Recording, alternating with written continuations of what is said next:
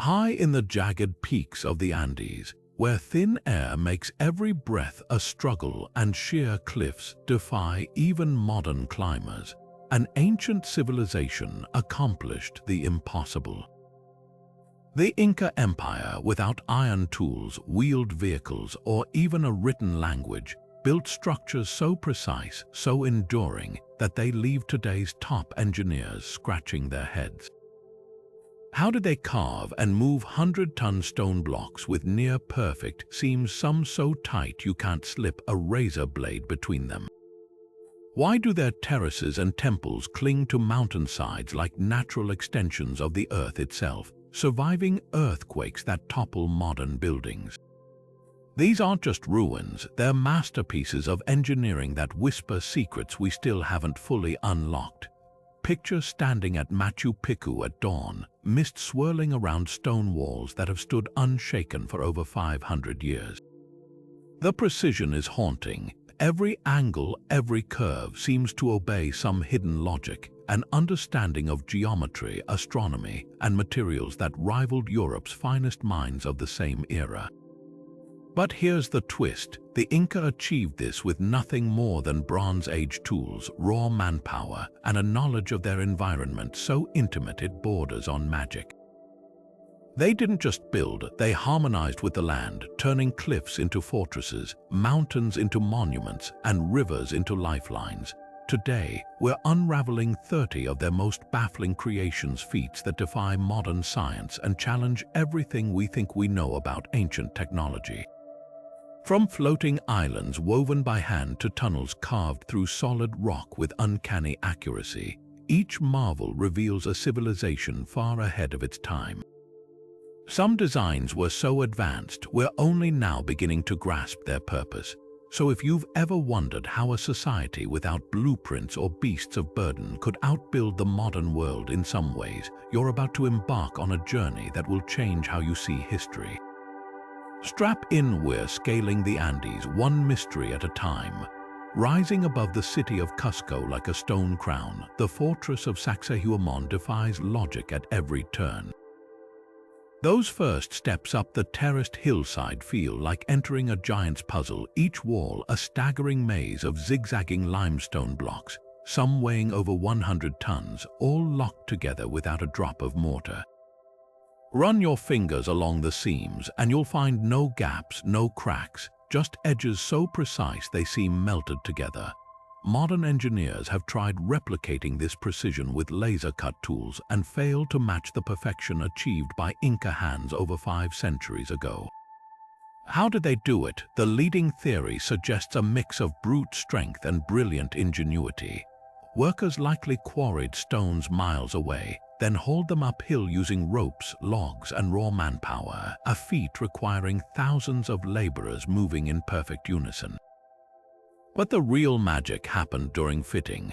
Archaeologists believe the Inca used a method called ashlar masonry, where stones were painstakingly shaped by pecking at them with harder rocks, testing the fit over and over until they slid seamlessly into place like a 3D jigsaw. Some say they softened the stone with plant acids or heat, though no evidence fully confirms this. What's undeniable is the result. Walls so earthquake-resistant that when Spanish conquistadors tried demolishing parts of Sacsayhuaman, their efforts barely made a dent. Even more baffling, the zigzag design isn't random. The serpent-like patterns align with celestial events, acting as a stone calendar that marks solstices, proof the Inca blended architecture with astronomy. Today, when earthquakes rattle modern buildings in Cusco, Sacsayhuaman's walls stand unshaken, their curves redistributing seismic waves like a masterclass in ancient seismic engineering. It's as if the stones themselves refused to yield, guarding secrets we're still piecing together one razor-thin seam at a time. Look closer at those impossible angles in Sacsayhuaman's walls and you'll notice something eerie. There isn't a single right angle in sight. Every corner, every junction curves or tilts just slightly, as if the stones themselves were designed to breathe. Modern architects call this shimmering geometry, where subtle irregularities actually strengthen the structure by dispersing energy. When earthquakes hit, these walls don't fight the force, they dance with it, swaying ever so slightly while rigid modern buildings crumble nearby. But how did the Inca achieve this without protractors or laser levels? One clue lies in the wall's surfaces, polished smooth enough to reflect sunlight. Some researchers think workers used quartz-rich sand mixed with water, grinding stone against stone for months until the edges matched perfectly. Others point to the presence of andesite, a volcanic rock harder than the limestone blocks, found at the site, suggesting Inca craftsmen used it like natural sandpaper. Then there's the celestial secret. Key angles align with the June solstice sunrise, hinting that stonemasons used shadows cast by standing rods to calibrate their cuts. The most haunting detail, many blocks have small knobs protruding from their surfaces like stone handles. At first, archaeologists assumed these were grip points for moving the blocks, but their placement makes no sense for leverage. Now, a radical theory suggests they were visual guides, markers for aligning stones during construction, later chipped away once the fit was perfect. Yet hundreds remain untouched, as if the builders walked away mid-task. Or left them as silent instructions for future generations. Stand here at sunset and you'll see the genius ignite. The western walls glow gold, their curves casting elongated shadows that trace constellations only visible at certain times of year. It's architecture as both fortress and observatory, where every angle serves two purposes: to defy invaders and converse with the cosmos. Modern retrofitters pay millions to mimic these seismic-resistant designs, but the original blueprint remains locked in stones that refuse to reveal all their secrets. Nestled in the sacred valley, Ollantaytambo's terraces aren't just steps carved into a hillside, they're a climate-controlling marvel, a patchwork of microclimates engineered to thrive where nature said nothing should grow. Each level sits at a precise angle to catch sunlight or shade, while hidden channels funnel meltwater from glaciers miles away, creating pockets of warm, humid valleys beside arid slopes. The Inca didn't just farm here, they hacked the weather, growing everything from tropical fruit to frost-resistant quinoa on the same mountainside by tweaking temperature and drainage stone by stone. Today, botanists still study these terraces like a lost manual for battling climate change, where ancient farmers outsmarted elevation with nothing but observation and stone tools. But the real showstopper lies higher up. The Sun Temple's abandoned monoliths, 6 mammoth slabs of rose-red granite, each taller than 2 men and heavier than a tank. These stones were dragged from a quarry across the valley, uphill, with no wheels or pulleys, just ropes, ramps, and an army of workers singing in rhythm to coordinate pulls. The path they took, a zigzagging road so steep modern archaeologists get winded walking it empty-handed. The Incas likely wet the ground to reduce friction, sliding stones on wooden sledges, then used counterweight systems to nudge them into place. But the mystery deepens at the quarry itself, where half-carved monoliths cling to bedrock, their surfaces etched with grooves and protrusions. Some think these were trial cuts, abandoned when conquistadors invaded, but the precision suggests something stranger. Like the stones were being sculpted to interlock, perhaps as part of a grander design we'll never see. The most haunting detail, chisel marks on the monolith's backs match tools found nearby, yet the fronts are polished mirror smooth, as if sanded by some lost technique. Even unfinished, these stones whisper of a plan interrupted, a temple meant to harness solstice light in ways we can only guess. Stand beside them at dawn, and you'll see why the Incas chose this spot. The first rays hit the monoliths at an angle that makes the rock glow like embers, a feat of celestial alignment as deliberate as it is divine. Modern engineers can't explain how they plotted this without theodolites, just as they can't replicate the terrace's self-regulating ecosystems. It's as if the land itself obeyed the Incas' will, bending to a vision where agriculture and architecture weren't just functional, they were conversations with the earth. Machu Picchu isn't just a postcard-perfect ruin, it's an earthquake survivor, clinging to its ridge in the Andes for over 5 centuries while the ground beneath it trembles. The secret: every wall, doorway, and terrace was designed with seismic rebellion in mind. Take those iconic trapezoidal doors and windows. Their slanting sides aren't just aesthetic choices. They're engineering masterstrokes, wider at the base than the top to redistribute weight and prevent collapse when the earth shakes. Even the walls lean slightly inward, a subtle tilt that turns each building into a self-bracing pyramid of stone. But the real magic lies in what's missing: mortar. Unlike modern concrete that cracks under stress, Machu Picchu's stones dance. Each block fits so precisely that seismic energy ripples through the walls without concentrating in weak spots. During the 2010 earthquake that devastated nearby Cusco, modern buildings crumbled while the citadel didn't lose a single stone. Geologists studying the aftermath found something astonishing.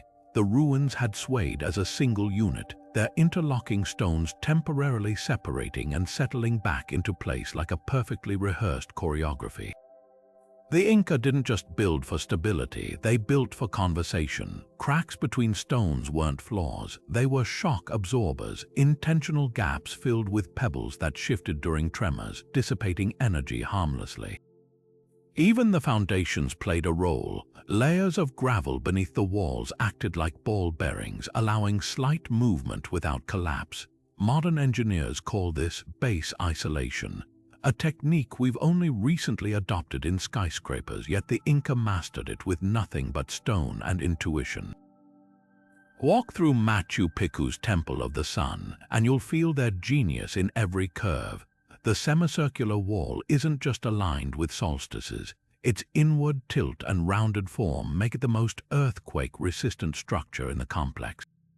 When Spanish chroniclers wrote that Inca buildings laughed at earthquakes, they weren't exaggerating. Today, as scientists scramble to retrofit cities for seismic threats, this lost citadel stands as a 500-year-old lesson in humility. Proof that sometimes the best way to defy nature isn't to overpower it, but to move with it.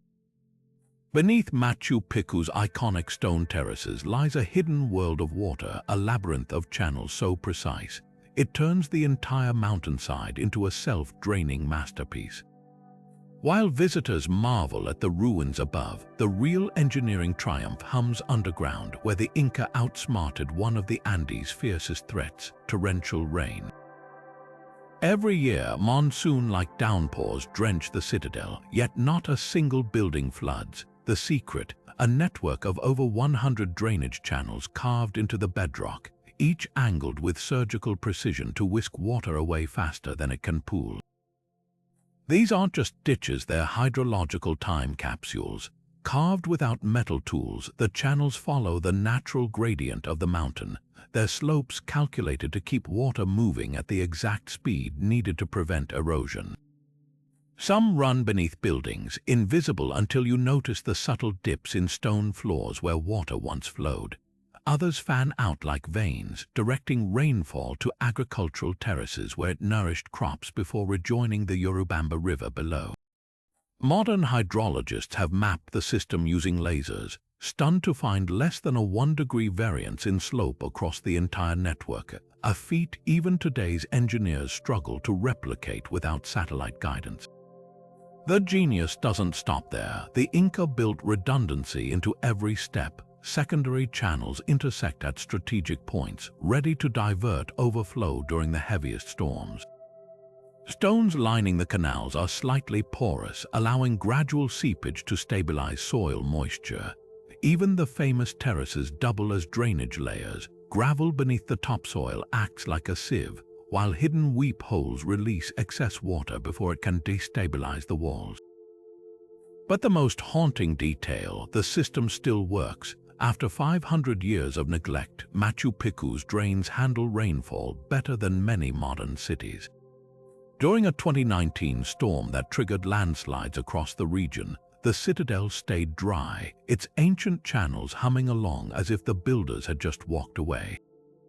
It's a silent testament to a civilization that didn't just conquer mountains, they conspired with them, turning water from a destroyer into an ally. At the heart of Cusco, where Spanish colonial buildings now stand, lies the foundation of something far older Coricancha, the Inca's Temple of the Sun.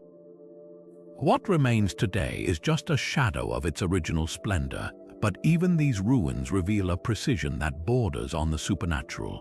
The surviving curved walls, their edges flowing like frozen rivers, weren't just architectural flourishes, they were celestial calculators. Each curve, each niche, aligns with the sun's path during solstices, casting beams of light that once illuminated sheets of solid gold fused seamlessly into the stonework.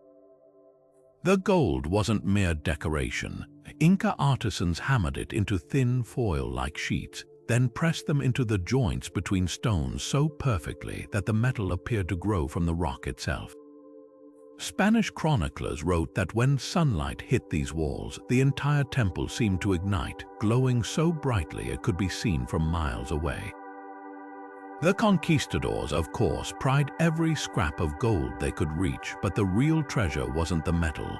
It was the method. Modern metallurgists still can't explain how the Inca achieved such flawless fusion without modern adhesives or smelting techniques.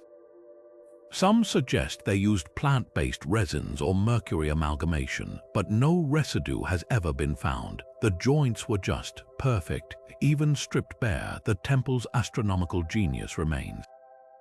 During the June solstice, sunlight pours through a strategically placed window, striking a niche that once held a golden disk representing the sun god in Tai. The angle is so precise that the beam lands at the exact center of the niche, a feat requiring knowledge of solar geometry that Europe wouldn't grasp for another century. Nearby, a series of trapezoidal alcoves align with the rising and setting points of key stars, turning the entire complex into a stone observatory, the most haunting detail. The foundation stones, unlike other Inca sites, Coricancha's base rocks are volcanic andesite, a material far harder than the limestone used higher up.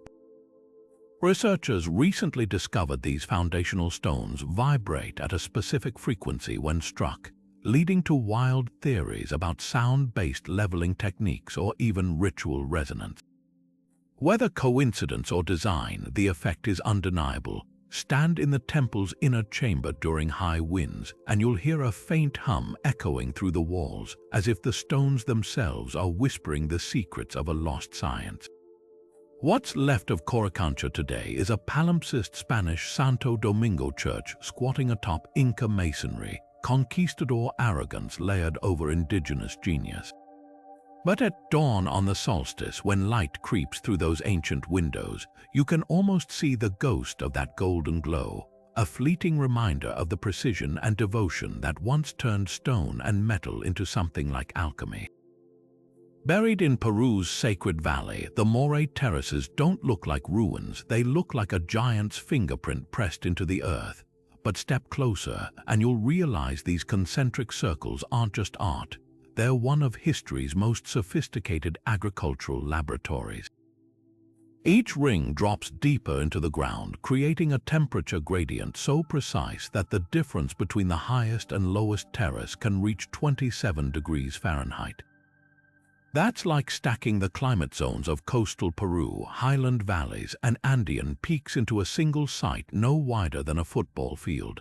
The Inca didn't just observe nature's variations, they weaponized them. By sculpting the terraces into bowls nearly 100 feet deep, they harnessed a phenomenon modern scientists call temperature inversion. Cold air settles in the depressions at night, creating frost-resistant microclimates at the bottom, while the sun-baked upper rings mimic warmer lowlands.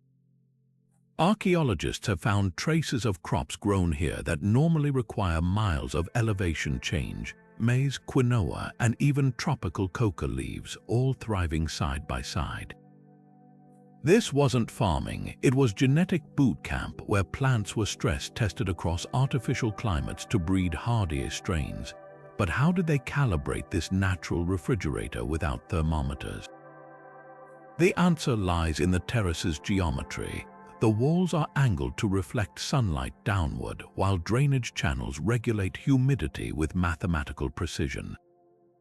Soil samples reveal layers of gravel, clay, and organic matter tailored to each level's temperature, some designed to retain heat, others to drain excess moisture.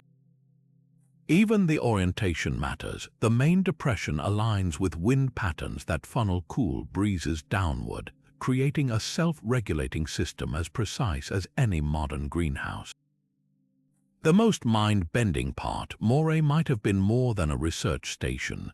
During equinoxes, shadows from the surrounding mountains strike the terraces at angles that divide them into perfect light and dark halves, a visual representation of the Incas' duality philosophy.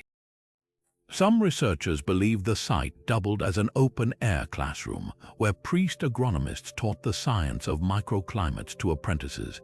Today, as climate change threatens global agriculture, Moray's legacy feels eerily prescient.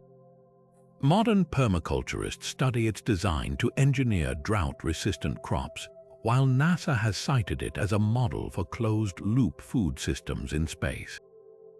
But perhaps the real lesson is simpler. The Inca didn't fight their environment, they listened to it, then refined what they heard into stone. Standing at the center of these terraces, you're not just seeing ancient engineering, you're standing inside the mind of a civilization that turned the very air into a tool. Tipon's terraced hillside isn't just an archaeological site. It's a liquid symphony where water doesn't just flow but performs. At first glance, the narrow stone channels weaving through ceremonial platforms seem decorative until you notice something impossible. The water runs uphill. Not by magic, but by a hydraulic illusion so precise, it fools the eye even as it defies physics. Each channel is carved with a fractional downward gradient, invisible to the naked eye but calculated to create the appearance of water climbing stone. The Inca didn't just engineer irrigation here, they turned hydraulics into theater. The genius lies in the details. 13 fountains still bubble with crystal-clear water today, fed by a spring 6 kilometers away through a hidden aqueduct. Unlike Roman systems that relied on brute force pressure, Tipon's channels use a subtle interplay of angles and air pockets to regulate flow. Narrow sections speed up water to prevent freezing at altitude, while widened basins allow sediment to settle, keeping the fountains clean without human intervention. Modern engineers have measured the gradient at just 1 degree, enough to maintain motion without erosion. A balance so delicate it's like watching a ballet dancer pause mid-pirouette.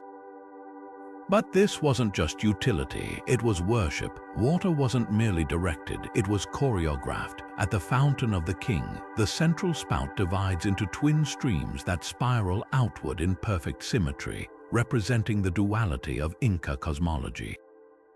During equinoxes, sunlight hits the water at an angle that casts prismatic rainbows across carved serpents, symbolizing the rainbow god Kaichai. Even the sound was engineered. Channels narrow abruptly near ceremonial platforms, creating a rushing white noise that masked private rituals from outsiders. The most baffling feature, the dancing steps, a staircase where water cascades down each tread, then reverses direction at the landing through hidden underground loops. Researchers initially thought it was a mistake until they realized the reversal mirrored the sun's movement during solstices, a liquid homage to celestial cycles. Today, as modern Cusco struggles with water shortages, Tipon's ancient system still functions flawlessly, a testament to engineers who viewed water not as a resource to control, but as a sacred partner in dialogue. Stand beside these fountains at dawn, and you'll hear more than flowing water. You'll hear the echo of a civilization that didn't conquer nature's rules. They rewrote them. At Tipon's royal garden, the water doesn't just flow, it performs sleight of hand. Visitors strolling past the terraced fountains might blink twice as they watch streams seemingly climb stone steps without a pump in sight. The illusion is so convincing that Spanish chroniclers accused the Inca of witchcraft, but the truth is even more extraordinary. beneath the garden's serene surface lies a hidden network of underground channels, each carved with gradients so precise they manipulate perception itself. Water enters through a nearly invisible slit at the base of a staircase, then emerges higher up, giving the uncanny impression it's defying gravity. Modern hydrologists mapping the system found the secret, a labyrinth of interlinked tubes that use counter-pressure and airlocks to create the illusion of ascent.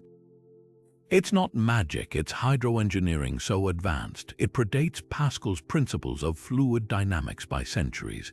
The garden wasn't just a display of technical prowess, it was a living metaphor.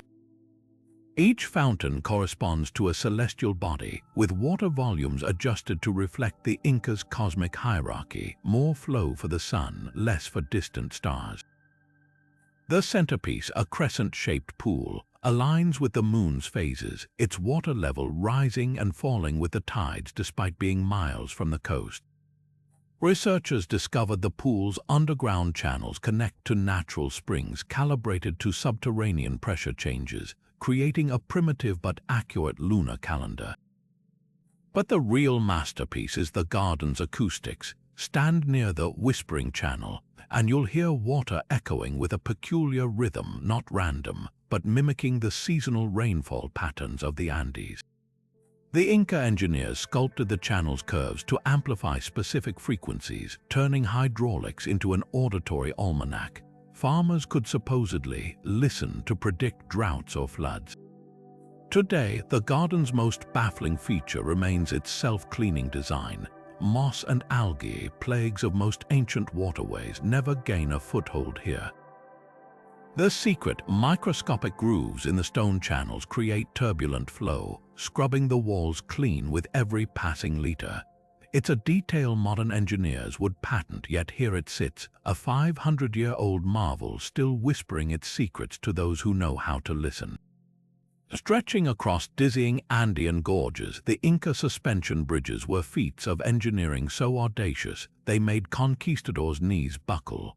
Forget stone, these crossings were woven from mountain grass, twisted into cables thick as a man's torso, and strung across chasms where one misstep meant a 1,000-foot plunge. The most famous survivor, Sacsayhuaman, a 30-meter-long bridge rebuilt every year using techniques unchanged since the 15th century. Picture this, villagers from 4 communities gather like their ancestors did, harvesting sturdy iku grass, braiding it into ropes with nothing but their hands, then tensioning the cables by sheer teamwork until the entire structure sings underfoot. No bolts, no steel, just organic engineering holding strong against winds that snap modern cables. What baffles engineers isn't just the bridge's strength, it's their intelligence. Unlike rigid steel spans that crack under seismic stress, these fiber masterpieces flex. Each sway absorbs wind and earthquake energy, while the thatched floor panels act like shock absorbers, shifting slightly to distribute weight. Modern tests show the bridges can support loads comparable to today's footbridges, despite being made of materials you'd find in a pasture. The secret lies in the weaving. Triple twisted grass ropes form primary cables, while smaller cords crisscross diagonally, creating a self-tightening mesh that grows stronger under tension. The real contrast emerges when you compare Sacsayhuaman to nearby modern bridges. In 2018, a steel suspension bridge just 60 kilometers away collapsed after 3 years, its rigid joints succumbing to seismic waves that the grass bridge shrugged off. Maintenance tells the same story. While metal corrodes and concrete spalls, the annual rebuilding ritual keeps Inca-style bridges perpetually new, with each generation passing down the exact tensioning techniques used when Machu Picchu was bustling. But here's the twist, these bridges weren't just infrastructure, they were living treaties. Each rebuilding ceremony renews communal bonds, as elders teach youths the sacred knots and songs that synchronize rope pulling. Watch the builders at work, and you'll see physics transformed into poetry, men perched on swaying cables, weaving side rails while suspended midair, their chants keeping time like metronomes.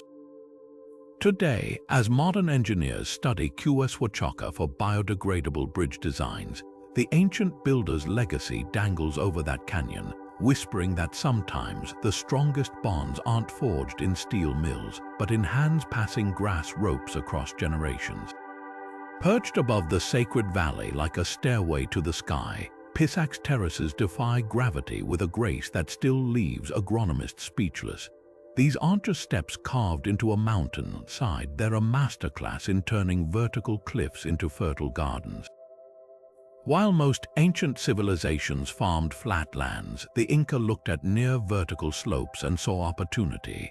Each of Pisac's 300 terraces climbs over 1,000 feet up razorback ridges, their retaining walls heated by the sun to create pockets of warmth where crops shouldn't survive.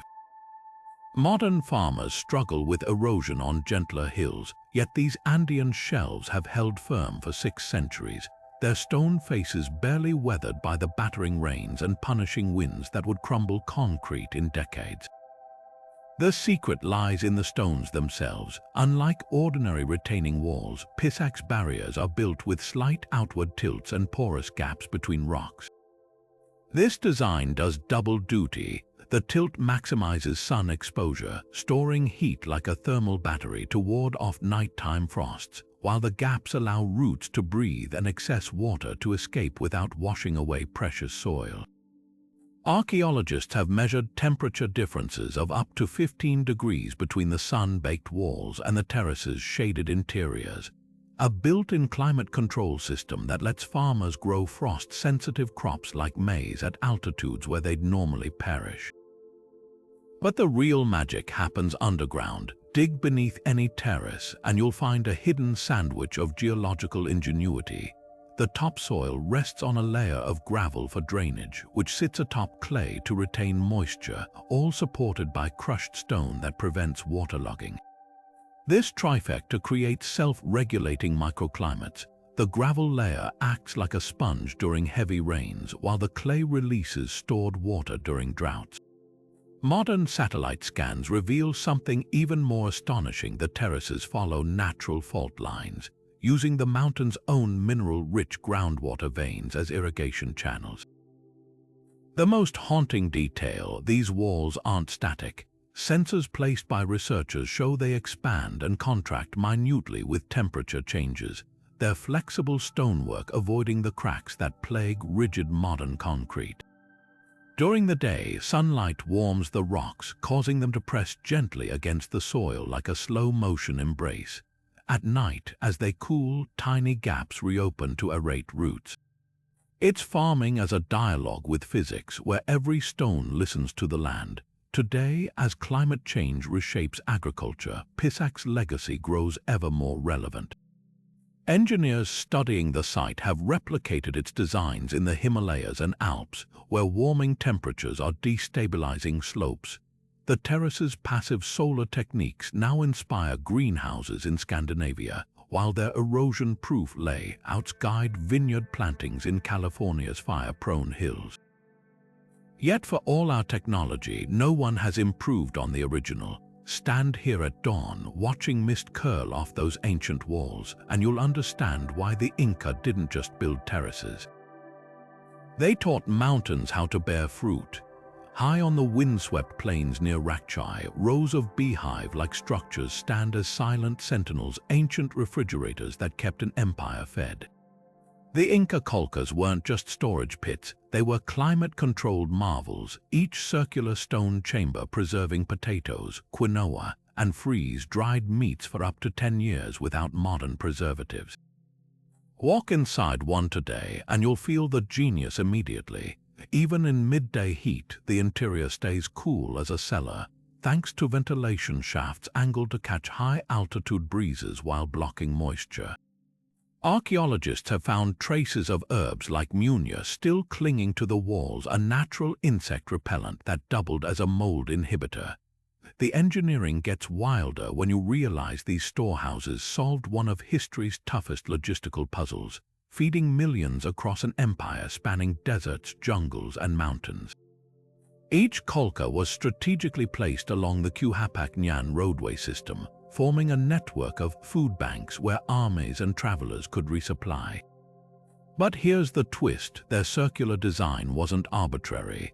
Thermal imaging shows the curved walls create constant air circulation, preventing hotspots where decay could start. Underground channels funneled cold air from nearby glaciers, while thatched roofs insulated against temperature swings. Modern experiments proved these techniques could keep potatoes edible for a decade, twice as long as today's commercial storage facilities achieve with electricity. What truly astonishes is the Colca's fail-safe redundancy. Instead of one large warehouse, Rakchai clustered hundreds of small chambers. If fire or pest struck, losses were contained, a principle modern supply chains only adopted after 20th century disasters. Even the placement was strategic, built on slopes to ensure drainage, yet close enough to terraced fields for easy reloading after harvest, the most haunting detail. These storehouses didn't just feed bodies, they fueled an empire's ambition. By eliminating famine, the Inca could mobilize armies, move populations, and undertake mega-projects like Machu Picchu. In a way, Rakchai's humble Colcas were the quiet power behind the empire's glittering monuments, proof that real conquest begins not with swords, but with full bellies and foresight carved in stone. Choqquequirau isn't just another Inca ruin, it's a celestial cipher carved into the Andes, perched so precariously on a knife-edge ridge that even today, reaching it feels like uncovering a secret. Dubbed Machu Picchu's sister city, this sprawling complex mirrors its famous sibling in grandeur but hides a far more enigmatic design.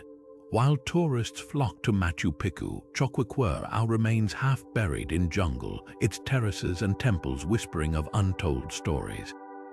The most striking feature, its ceremonial platforms don't face the sun like most Inca sites, they're angled toward the Milky Way, as if the builders were mapping the cosmos onto the mountainside. Walk the main plaza at night and the purpose becomes clear.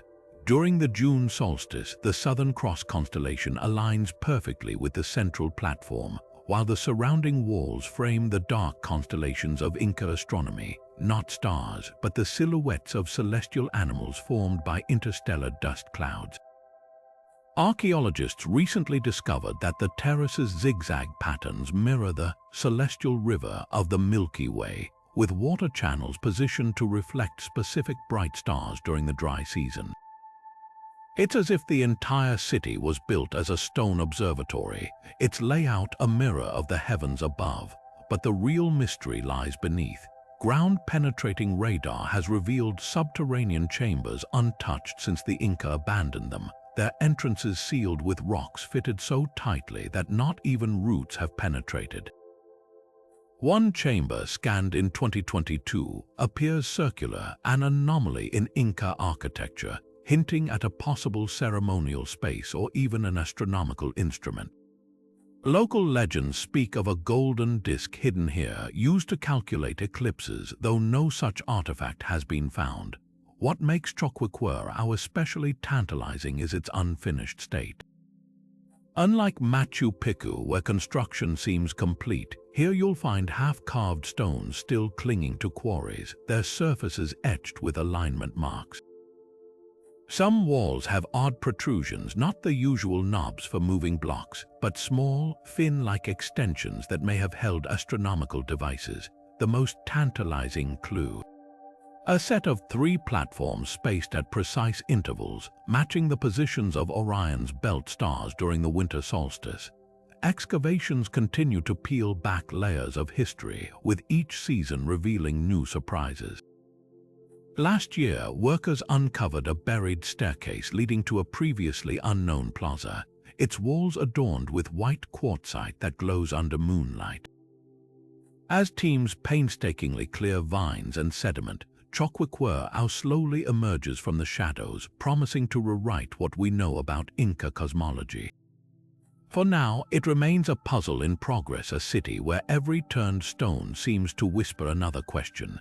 Even from the ground, Choqquequirau's terraces leave you breathless, but it's when you ascend above them that the true wonder reveals itself. Spread across the steep slopes like a living tapestry, 22 terraces take the unmistakable shape of llamas, their graceful necks curving toward the valley below. Each llama measures over 30 meters long, composed entirely of stone walls and earthwork contours so precise they're visible only from the air, a feature that raises spine-tingling questions.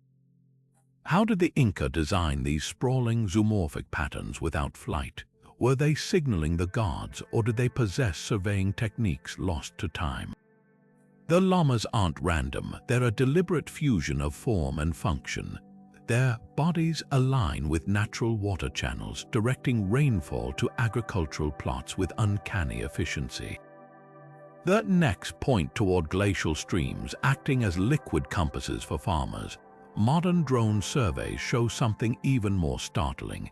During the December solstice, shadows from nearby peaks stretch across the terraces, transforming the llama's outlines into elongated silhouettes that mirror the Inca constellation of the same name, a celestial llama said to bring rain.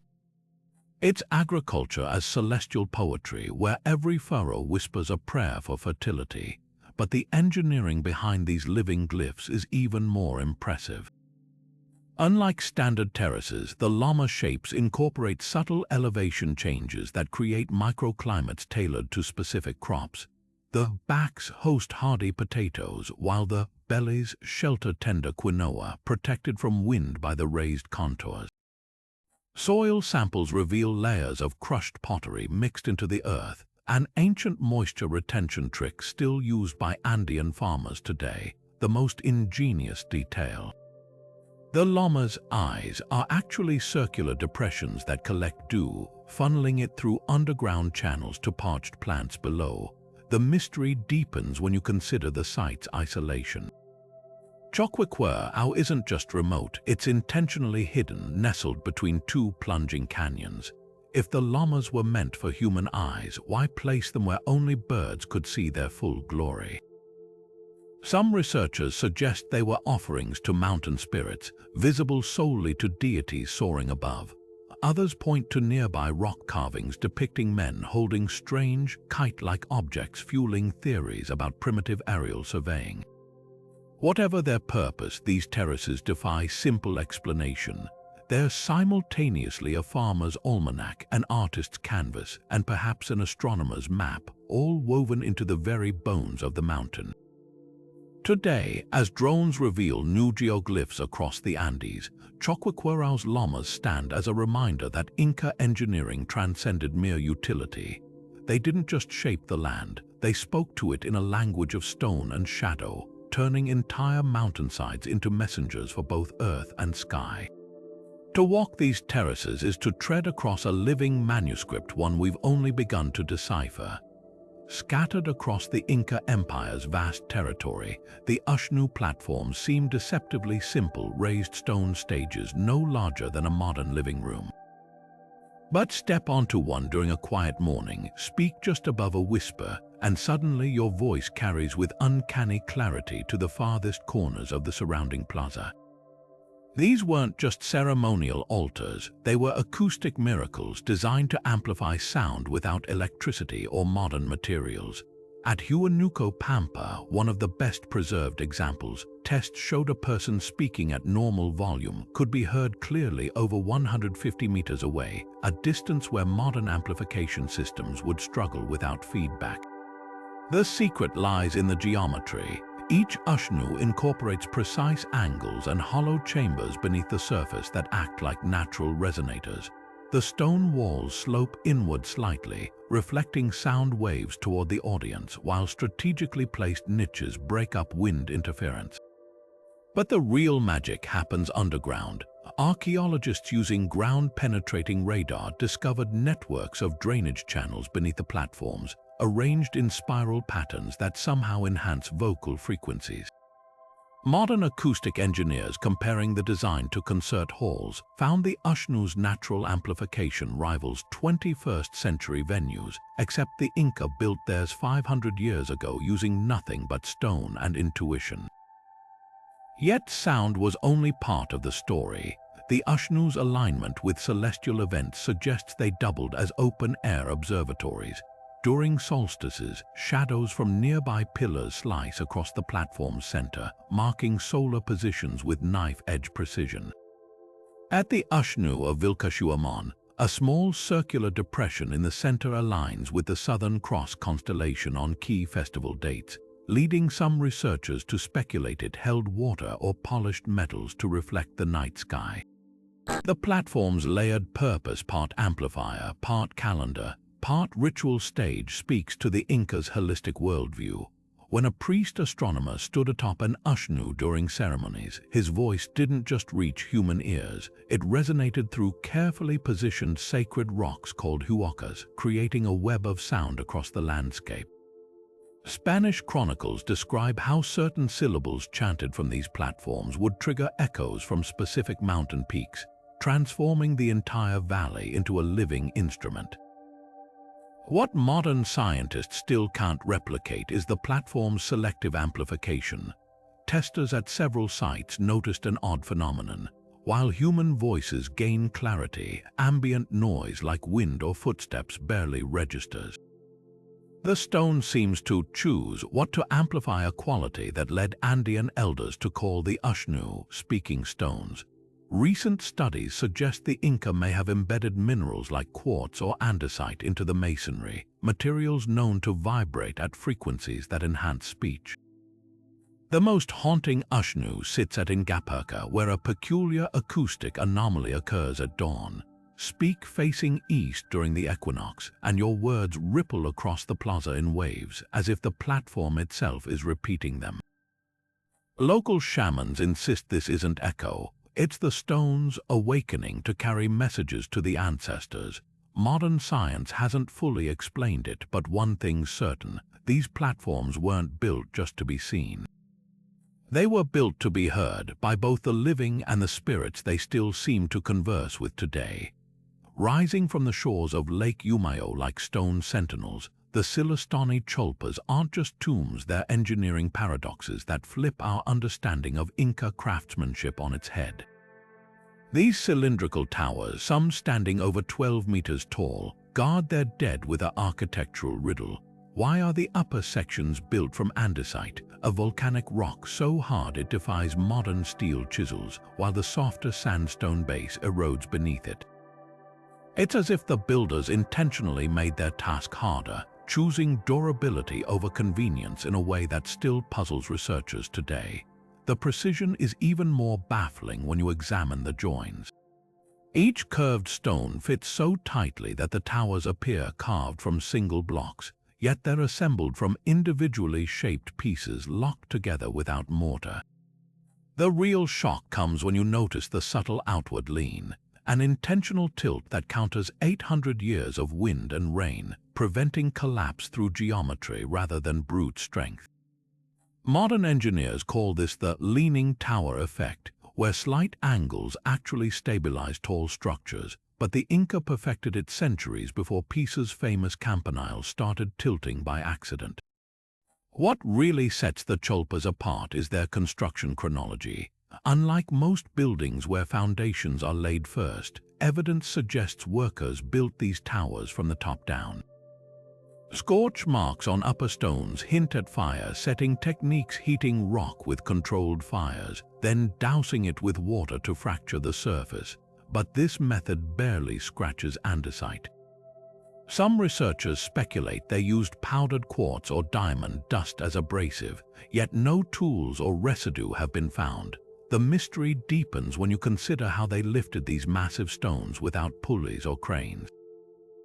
Local legends speak of singing stones that moved when certain tones were struck, a tantalizing hint at lost acoustic levitation techniques. The tower's celestial alignments add another layer of intrigue. During the winter solstice, shadows from the tallest Cholpa pierce a nearby rock carving shaped like a serpent, its stone coils seeming to awaken as the light moves. Inside the chambers, niches are positioned to catch the first rays of the June sunrise, illuminating carved symbols thought to guide souls to the afterlife. Today, as modern restorers struggle to preserve the sandstone bases while the andesite crowns remain pristine, the Cholpas pose a silent challenge. Why invest such impossible effort in towers for the dead? Perhaps the answer lies in their resilience. These weren't just tombs, but stone promises meant to outlast empires, whispering across centuries that true mastery isn't about working with nature's easy gifts, but conquering its hardest challenges to build something eternal.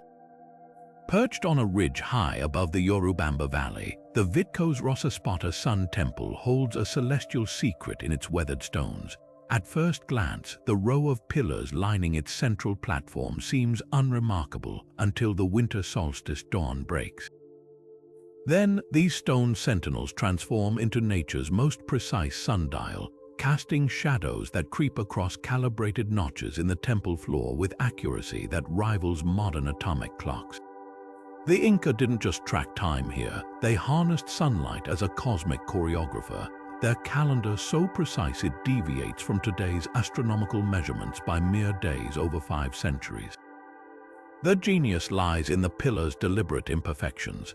Unlike uniform modern instruments, each stone varies slightly in height and width. What archaeologists once assumed was weathering now reveals itself as intentional design. The tallest pillar marks the June solstice sunrise, its shadow striking a carved serpent symbol at the platform's edge. Shorter stones correspond to equinoxes, their angles calculated to account for atmospheric refraction at this high altitude. But the real stroke of brilliance, the off days, intermediate pillars track the sun's apparent pause during solstices, a phenomenon the Inca understood centuries before Europe coined the term solstice from the Latin for sun standing still. Modern researchers using 3D modeling have reconstructed the temple's original alignment, discovering something astonishing. The shadows don't just mark dates, they measure time. Grooves between the notches correspond to 20-minute intervals, allowing priests to schedule ceremonies with stopwatch precision long before mechanical clocks existed. During the December solstice, the pillars perform their most dramatic trick. As the sun reaches its zenith, the central stone's shadow vanishes entirely for exactly 47 seconds, a phenomenon locals still call the sun's heartbeat. What makes Vitko's Rosaspata unique among Inca solar sites is its adaptability. The pillars' removable stone bases suggest they were occasionally adjusted, likely to correct for the subtle precession of Earth's axis, a wobble that gradually shifts celestial alignments over centuries. Spanish chronicles mention priests replacing pillars every 52 years to maintain accuracy, implying the Inca recognized this astronomical drift long before Western science documented it. The most haunting detail emerges at midday on the spring equinox. Light filters through a strategically placed hole in the temple wall, projecting a perfect circle onto the platform that bisects a carved channel. As minutes pass, the spot moves along the groove at a steady pace, an ancient clock face using nothing but stone and sunlight. Today, astronomers confirm the channel's length corresponds exactly to the sun's maximum daily movement during equinoxes. Standing there as the light crawls across the stone, you're not just witnessing an ancient calendar, you're seeing the Inca's stone conversation with the cosmos, written in shadows that still keep perfect time. Climbing the Huayna Picchu staircase feels less like ascending steps and more like scaling a cliff, because that's exactly what the Inca engineers achieved. Dubbed the Stairs of Death for their dizzying drops and near-vertical pitch, this hidden passage carves through sheer rock face with steps so narrow, modern visitors must turn sideways to squeeze through. Yet the real mystery isn't the terrifying climb, it's how builders carved these impossibly steep treads without metal tools or safety harnesses. The stones aren't merely stacked, they're fused to the mountain itself, each chiseled directly into the bedrock with seams so seamless they appear to have melted into place. What makes these stairs an engineering enigma is their counterintuitive design. Instead of cutting steps horizontally like conventional staircases, the Inca angled them diagonally across the rock, creating a zigzag pattern that somehow reduces slippage despite the 80-degree incline. Modern safety experts analyzing the treads discovered microscopic grooves etched into the surface, a texture that boosts traction in wet conditions, an ancient equivalent of non-slip flooring. Even more baffling, the steps shorten as you ascend, subtly adjusting to human gait when fatigue sets in. This isn't random. Its ergonomic design perfected 5 centuries before the term existed. The construction methods defy logic. Some steps overhang the cliff edge with no visible support, their weight somehow anchored deep within the mountain. Others incorporate natural fissures in the rock, using the stone's own weaknesses as structural reinforcements. Archaeologists have found traces of plant resins in the joints, suggesting workers may have used organic glues to bond stones temporarily during placement, a biodegradable scaffolding that left no trace once the structure stabilized. But the true purpose of these stairs might be celestial rather than practical. During the June solstice, sunlight strikes the staircase at an angle that illuminates only every 3rd step, creating a dotted line effect leading directly to a ceremonial platform at the summit. The Inca could have built an easier path. Instead, they engineered a pilgrimage where every vertigo-inducing step was a physical meditation. Today, as climbers grip rusting safety cables bolted into the ancient stones, the original handholds, small, strategically placed niches, still whisper of a time when faith and engineering walked this precipice hand in hand. Hidden among the rocky hills above Cusco, Tambomache's water temple doesn't just trickle, it performs. At first glance, the scene seems simple. Crystal clear water cascading over 4 precisely carved terraces into ceremonial baths. But lean closer and you'll notice something impossible.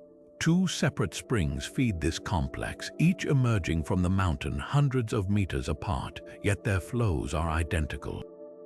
Not roughly similar, mirror perfect down to the last droplet per second. Modern hydrologists have measured the streams for hours, even during droughts and downpours, and the volumes never diverge. It's as if the mountain itself calibrated its veins to obey some unseen law. The engineering behind this equilibrium is baffling. The Inca didn't just dig channels, they sculpted the entire hillside into a hydraulic calculator. Underground ducts woven through the bedrock act like natural pressure regulators, while HIDDEN Chinese letter chambers, some no wider than a fist, balance the flows with the precision of a Swiss watch. Researchers using dye tests discovered the water takes identical paths despite differing entry points, suggesting the builders mapped subterranean fissures invisible to the naked eye.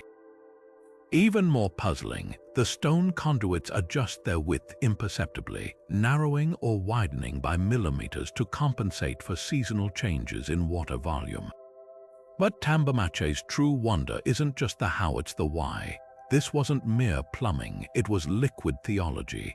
The twin flows represented the Incas' sacred duality, male and female, sun and moon, Honan and Hurin.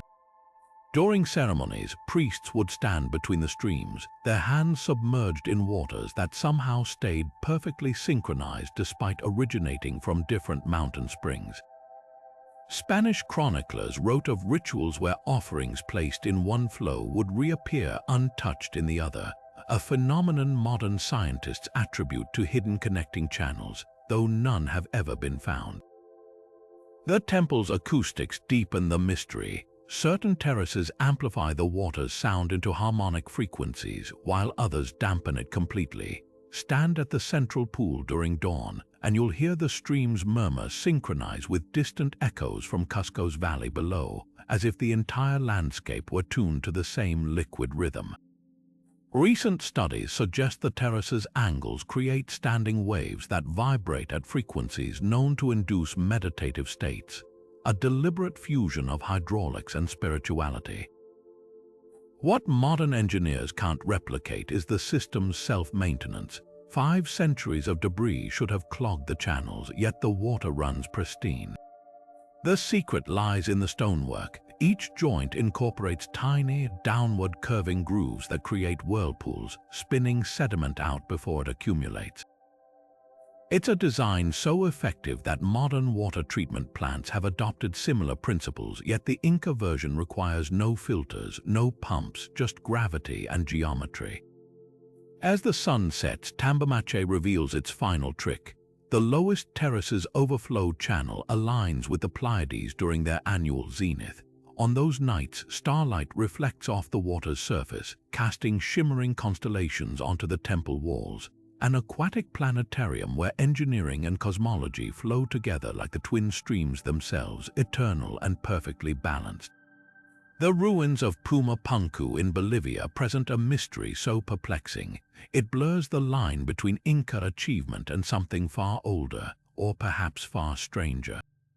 At first glance, the site shares striking similarities with Inca masonry. Monstrous stone blocks cut with razor-sharp precision, interlocking seams that reject even a sheet of paper, and angles so exact they defy the crude bronze tools found nearby. But look closer, and the differences become as glaring as the parallels. Where Inca stones show subtle tool marks and organic curves, Pumapunku's granite slabs look almost machined, with drill holes and perfect right angles that resemble modern prefabricated concrete more than hand-carved rock. This has fueled a fiery debate. Did the Inca inherit fragments of an even older, lost technology? Or did two cultures separated by centuries independently stumble upon eerily similar construction miracles?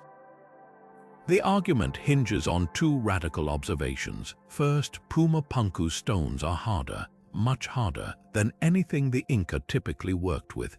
The andesite used here ranks 7 out of 10 on the Mohs hardness scale, requiring diamond-tipped tools to shape today. Yet somehow, ancient hands carved intricate geometric channels into these slabs with a finesse that makes Machu Picchu's walls seem rustic by comparison. Second, the site's layout follows celestial alignment so precise. They calculate solstices and planetary movements with near-computer accuracy centuries before the Inca Empire rose. Proponents of the lost knowledge theory point to Inca legends themselves. The god Viracocha, described as a bearded stranger who taught masonry and astronomy, appears in both Inca and pre-Inca Tiwanaku myths linked to Pumapunku. Some carvings at the Bolivian site show symbols later adopted by the Inca, like the stepped cross representing the 3 realms of existence, even more tantalizing. The quarries where Pumapunku's stones originated remain undiscovered, while Inca quarries are well documented and littered with half-finished blocks. Skeptics counter with timelines. Pumapunku dates back to around 500 AD, while the Inca flourished nearly a millennium later. They argue that similarities arise from universal engineering principles like trapezoidal doors for earthquake resistance rather than shared secrets.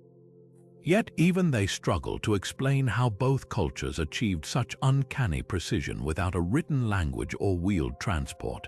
Perhaps the most compelling clue lies in the stones themselves. At Sacsayhuaman, some blocks feature the same knob and groove fittings seen at Pumapunku protrusions that seem purely decorative until you realize they're mirror images of cavities in adjacent stones. This suggests a system of assembly more advanced than simple stacking, possibly using counterweights or levers we haven't rediscovered. Whether coincidence, cultural borrowing, or evidence of a forgotten golden age, the Pumapunku connection forces us to reconsider the roots of Inca brilliance. Maybe they weren't just master builders, maybe they were exceptional students inheriting fragments of a science even they couldn't fully replicate. As laser scans reveal hidden geometries in both site stones, one thing becomes clear. In the Andes, the line between myth and engineering has always been as thin as the blade that couldn't slip between their seams. The Coricancha's walls might gleam with golden echoes of the past, but its true brilliance emerges when you map its foundations against the night sky. Those perfectly placed windows and niches aren't just architectural flourishes, they're a stone-cold cipher to the cosmos. During the December solstice, the three central portals align with the stars of Orion's belt with such precision, you'd swear the temple was built as a terrestrial mirror for the Hunter constellation. Modern astronomers using 3D modeling software have confirmed the alignment isn't accidental. The angles match Orion's position in 1500 AD within a margin of error of just half a degree. This celestial choreography goes beyond symbolic nods. The Coricancha's famed curved wall, often admired for its seamless masonry, follows the same arc as Orion's shield in Inca cosmology, a detail preserved in colonial-era star charts but overlooked until laser scans revealed the curvature's mathematical perfection. Even the spacing between the temple's ceremonial baths mirrors the distances between Orion's belt stars when scaled down by a factor of 20,000, turning the entire complex into a scaled-down observatory. But why Orion? For the Inca, this constellation wasn't just a celestial marker, it was a cosmic farmer. Quechua oral traditions describe Orion as Chacana, the bridge between earthly and divine realms whose appearance signaled the planting season. The Coricancha's alignment likely served a practical purpose. When the constellation stars shone through specific windows, priests knew it was time to dispatch runners across the empire with planting directives. The real shocker comes when you compare Coricancha's layout to other Inca sites. The same three-window Orion alignment appears at Machu Picchu's Temple of the Three Windows and Ollantaytambo's Sun Temple, suggesting a standardized celestial code woven across sacred architecture. Researchers recently discovered that sightlines from Coricancha's central platform also frame the rising of the Pleiades, another key agricultural marker, through a slit in a distant mountain pass. This wasn't just stargazing, it was an empire-wide synchronization system etched in stone. What modern archaeologists still debate is the how. Without telescopes or written records, how did the Inca achieve such precision? One theory points to the Sec system, lines radiating from Coricancha that connected hundreds of sacred markers across the valley. These invisible sightlines may have functioned like a giant protractor, allowing priests to track celestial movements against terrestrial landmarks. Stand in the temple's inner courtyard during the solstice, and you'll witness the Inca's astronomical genius in action.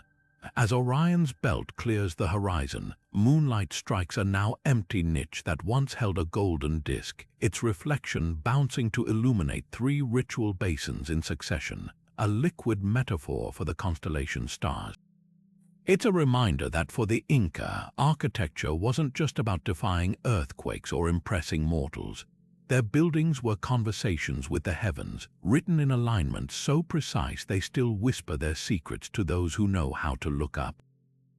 High on the windswept plains of Chinchero, flat stones the size of dinner tables lie scattered across the hills, but these aren't ordinary rocks. Rub your hand across their surfaces, and you'll feel a slick, glass-like smoothness, polished to such a mirror finish that on clear days they catch sunlight with the brilliance of modern solar panels. These stone mirrors aren't geological quirks, they're deliberate creations, painstakingly smoothed by Inca artisans using nothing but abrasive sand and patient hands over countless hours. Archaeologists have found over 200 across the Chinchero Plateau, each positioned at strategic sightlines where flashes of reflected light could arc between valleys like visual telegraphs. The precision behind these signaling stones is staggering. Tests show the best reflectors can beam sunlight up to 15 kilometers, far enough to relay messages from Chinchero to Cusco in under 20 minutes, faster than a runner could cover the same rugged terrain. Unlike crude smoke signals, these mirrors allowed for nuanced communication. By tilting the stones rhythmically, operators could create coded flashes, 3 quick bursts for danger, 2 long for reinforcements, patterns still remembered in local oral traditions. Some researchers believe they doubled as agricultural calendars, with specific mirrors aligned to catch solstice sunrises, their sudden illumination marking planting seasons for distant communities. But the stone's most haunting feature isn't their utility, it's their secret language. Certain mirrors bear faint carvings along their edges, grooves that split reflections into geometric patterns when sunlight hits at precise angles. During excavations in 2019, archaeologists discovered a stone near the Urubamba River etched with a series of zigzag lines. When angled correctly during the June solstice, its reflection projects a perfect lightning bolt onto a cliff face half a mile away, a symbol associated with the rain god Elapa. Other stones cast diamond-shaped spots of light that align with temple doorways during equinoxes, turning entire landscapes into celestial projection screens. What modern engineers still debate is how the Inca achieved such flawless optical precision without lenses or metal tools. Microscopic analysis reveals the stones weren't merely polished, they were systematically reshaped. Their surfaces curve almost imperceptibly, mimicking the parabolic curves of modern satellite dishes to focus sunlight into intense beams. Some show traces of iron oxide residue, hinting at a lost technique where crushed hematite was used as a final polishing agent, creating a near-metallic sheen. The most tantalizing theory emerges from local legends. Elders speak of speaking stones that could throw voices across valleys when activated by sunlight. Recent acoustic studies confirm something remarkable. When certain mirrors are struck gently, they vibrate at frequencies that carry unusually far in the thin Andean air. Could these stones have been part of some grand audiovisual network where light and sound worked in concert? The answer might lie in a discovery at nearby Moray, a circular terrace where reflections from multiple mirrors converge during solstices, creating a dazzling interplay of light and shadow that aligns with underground water channels.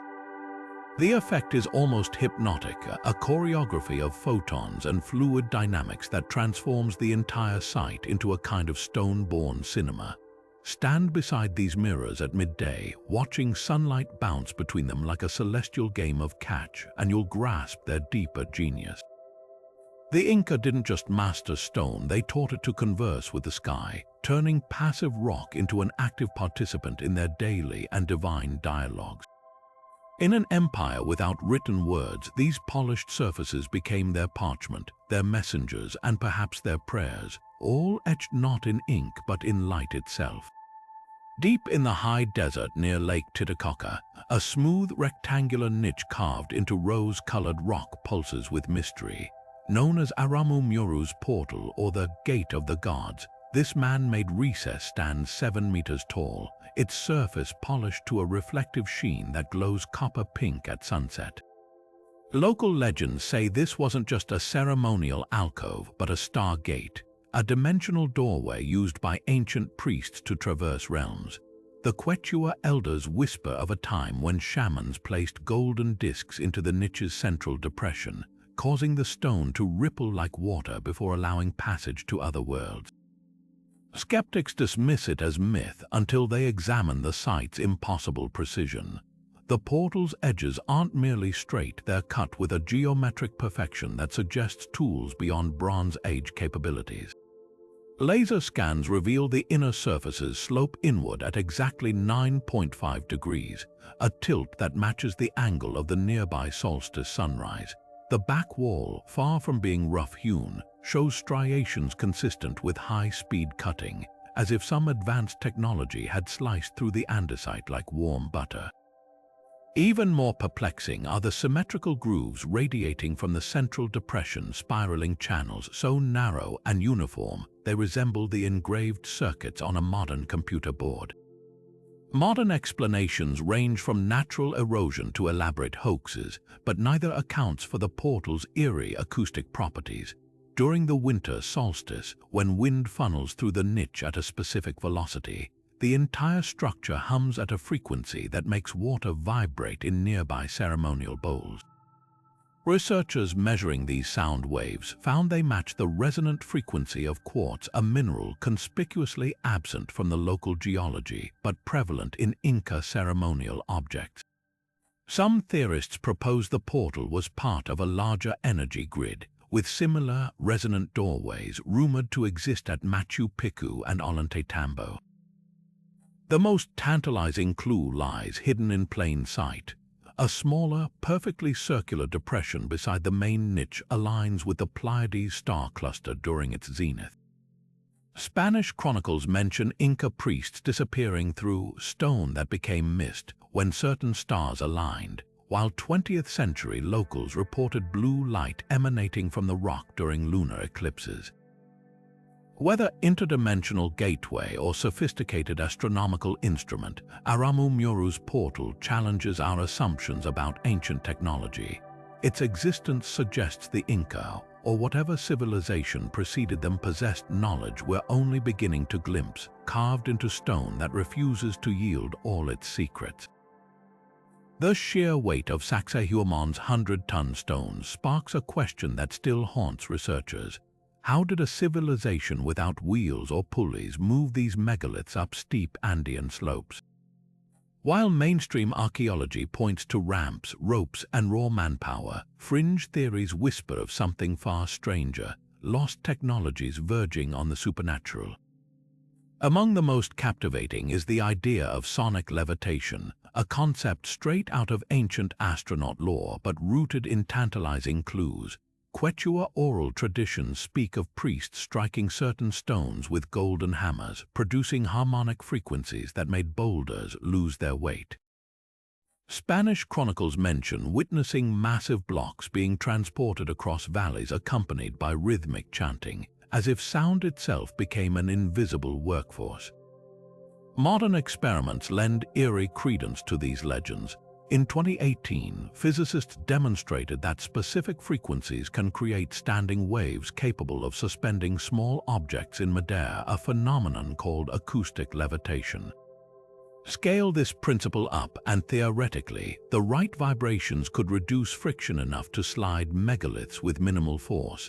At Ollantaytambo, some andesite blocks bear peculiar pockmarks that match the wavelength of resonant frequencies measured in the local quarry.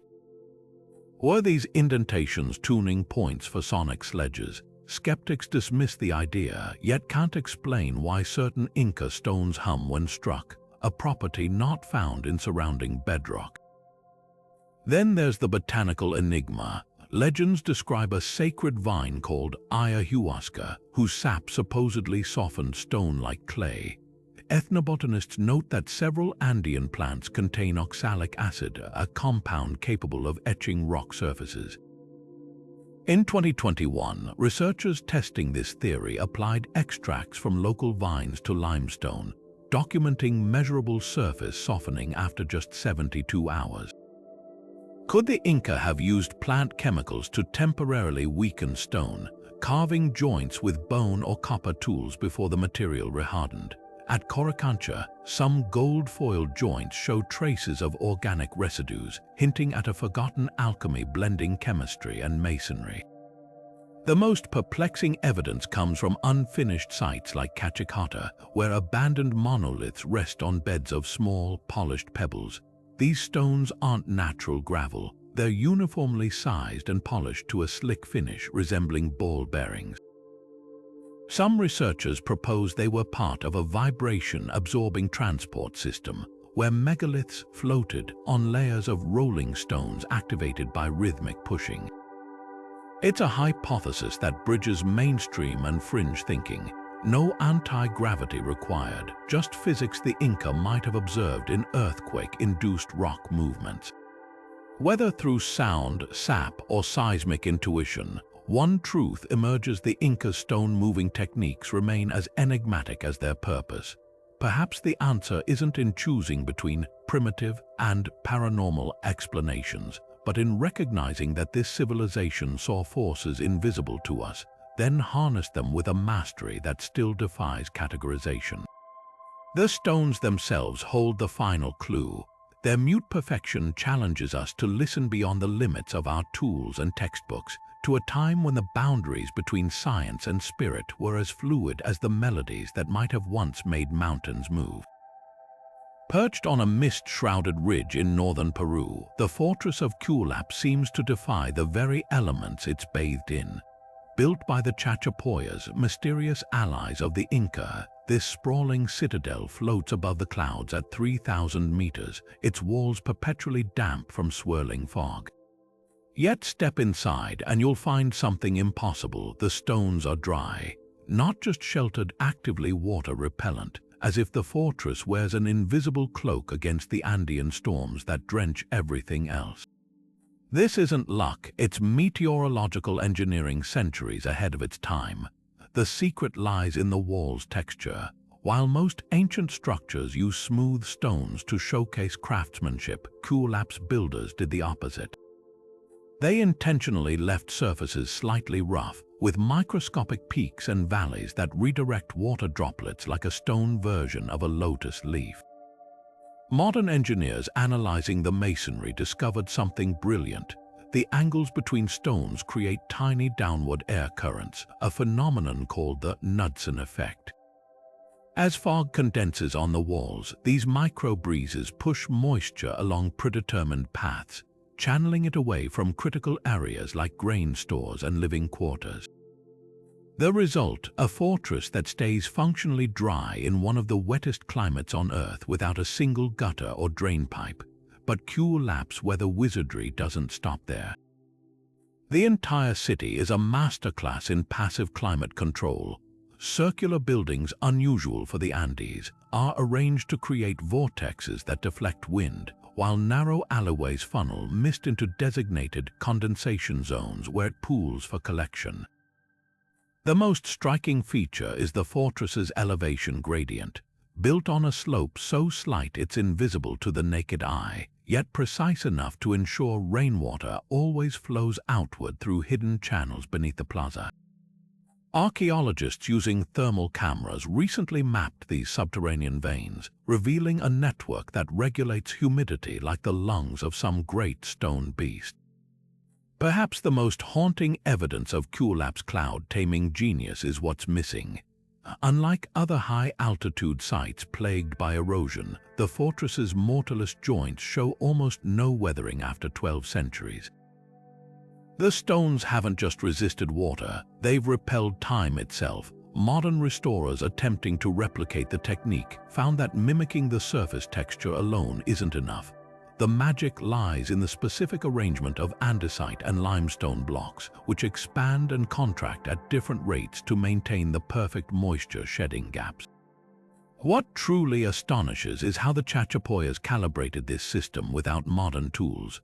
The wall's water-repellent properties vary by section, optimized for each side's exposure to prevailing winds. The northern facade, battered by storms, has the roughest texture, while leeward walls are smoother, balancing drainage with structural integrity. It's as if the builders possessed an intuitive understanding of fluid dynamics, turning the entire citadel into a three-dimensional weather model. Today, as engineers study Cuelap's walls for inspiration on flood-resistant architecture, the fortress stands as a testament to a different kind of conquest. The Chachapoyas didn't fight their environment, they dialogued with it, crafting stone that didn't just withstand the clouds but conspired with them. Walking its damp ramparts, you can almost hear the whispers of builders who didn't see fog as an obstacle, just another thread to weave into their monumental tapestry of rain and rock. Stretching across Peru's arid Nazca Desert, the colossal geoglyphs have baffled scientists for decades. Enormous figures of spiders, birds, and geometric shapes carved into the earth with such precision, they're only fully visible from the sky. But what if these mysterious lines, created centuries before the Inca Empire, share an eerie kinship with Inca engineering? The connection isn't just artistic, it's mathematical. Both civilizations achieved near-impossible accuracy in their earthworks without modern tools, suggesting either a shared legacy of knowledge or an uncanny parallel evolution of genius.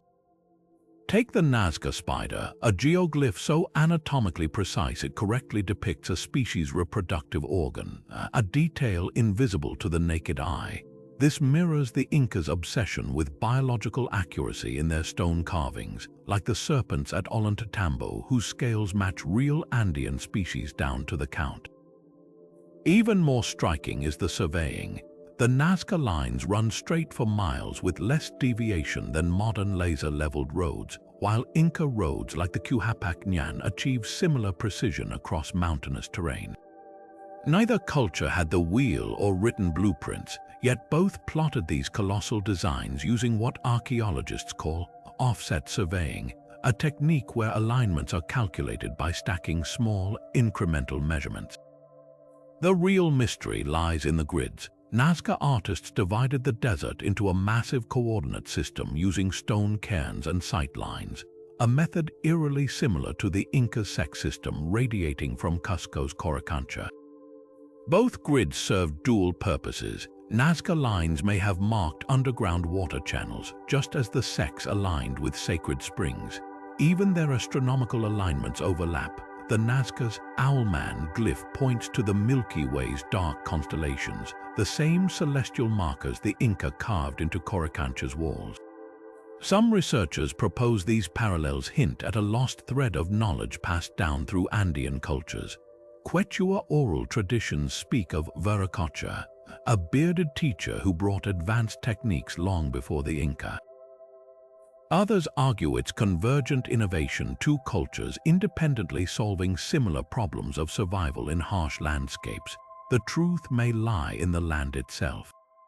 The same geological forces that created Nazca's flat, stony canvas also shaped the Andes quarries, giving both civilizations a natural ruler, fault lines. By aligning their works to these fractures, they achieved precision that still bewilders us today. Standing at the edge of a Nazca trapezoid, its edges crisp as if cut yesterday, you can't help but feel the same awe as when running your hand over Sacsayhuaman's seamless joints. Whether by inheritance or intuition, both cultures spoke the same silent language of earth and sky, a dialect written not in words but in lines that outlast empires. Rising from Lima as urban sprawl like a mirage, the Huaca pyramid shouldn't still be standing. Built by the Lima culture 500 years before the Inca, this towering adobe structure has weathered centuries of earthquakes that flattened modern concrete buildings around it. The secret: bricks that don't fight tremors, they waltz with them. Unlike the Incas' interlocking stone puzzles, Paclana's builders stacked loose adobe blocks in vertical rows, leaving intentional gaps between each brick. When the earth shakes, these gaps act like shock absorbers, allowing the walls to sway and settle rather than crack. Modern engineers call it energy dissipation, but the ancient builders knew it simply as survival. The contrast with Inca seismic engineering couldn't be starker.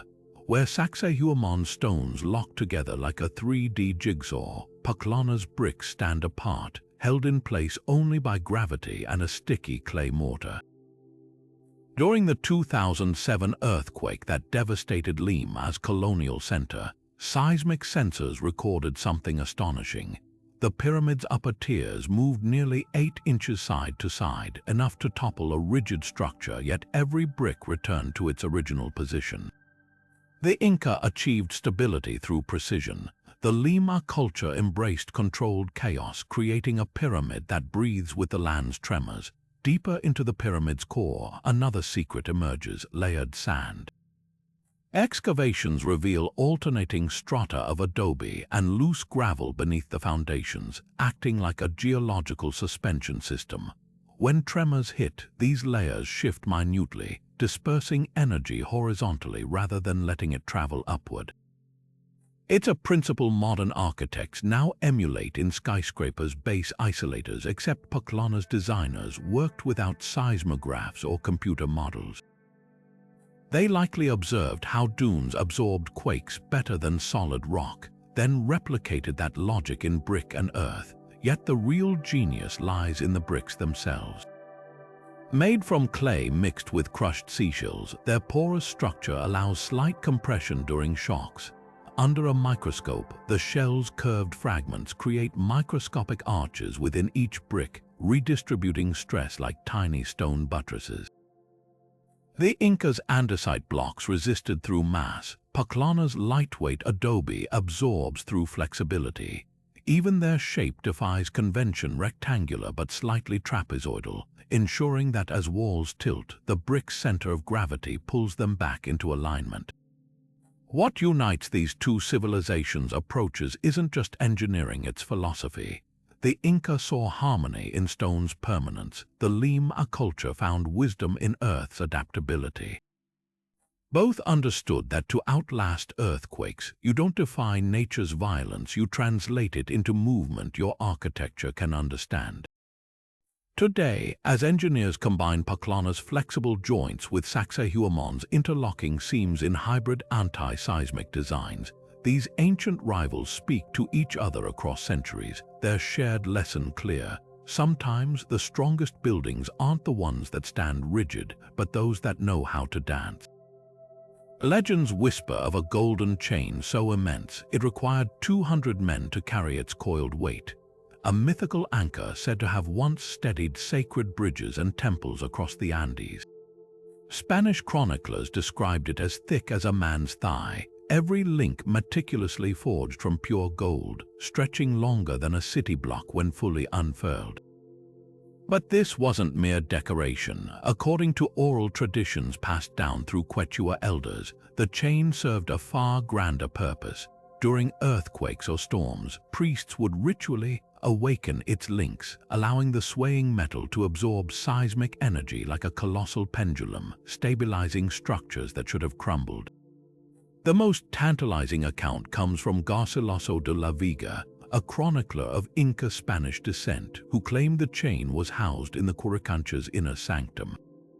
He wrote that during solstice ceremonies, sunlight would strike the gold at precise angles, casting reflections that traveled along the temple walls like liquid fire, marking astronomical events with dazzling accuracy.